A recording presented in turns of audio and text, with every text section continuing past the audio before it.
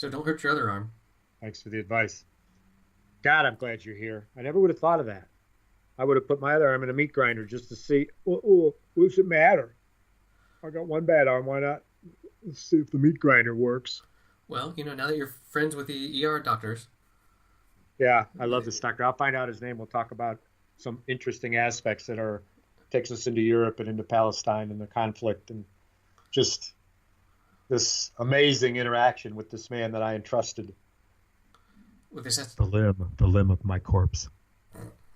But it was so focused, so focused. I will talk a little bit more about that. so he's not your right hand man. He's your left hand man.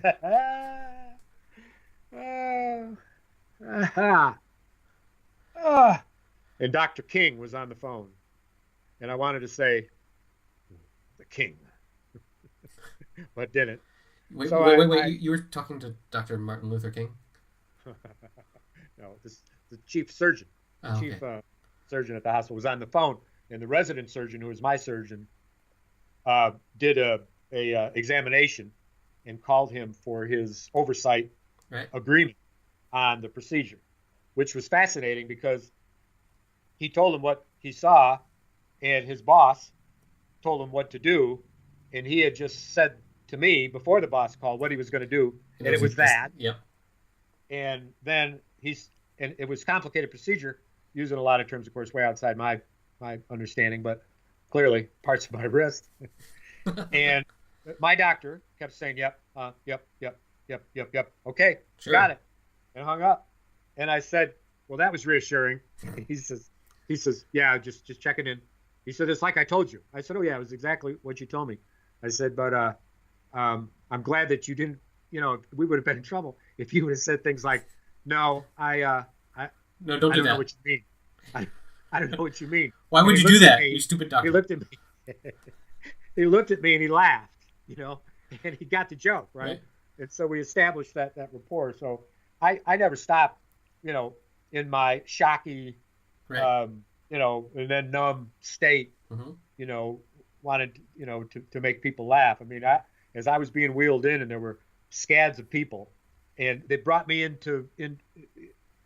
walked in, nurse went to get a wheelchair. I went to the window Yeah. and I say, I'm bleeding very badly. I need to be admitted. And they started like firing up the computer to ask me questions, and they couldn't hear me apparently.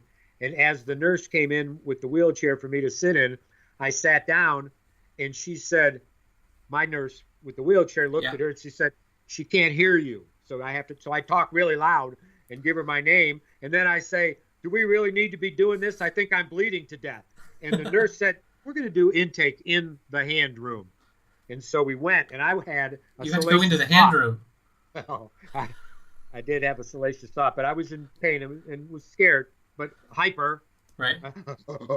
And I noticed on my bandaged, tourniqueted, wet, bleeding hand, my Fitbit, which I was sure was taken off, but not. And there it was, all bloody. Right. And I said to one of the, people accompanying me in the wheelchair, I said, "Do you mind taking that off?" And she said, "No." And she tried to yank on it and wouldn't come off. And I said, "Well, maybe it isn't unlatched."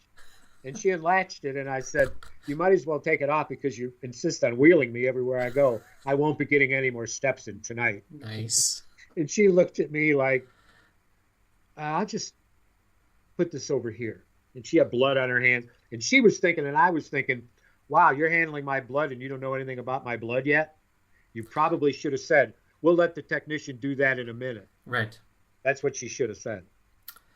I want to thank her. I don't think they're used to getting Request? quite so much character coming into the ER, bleeding all over the Yeah. place, as you Yeah. gave them.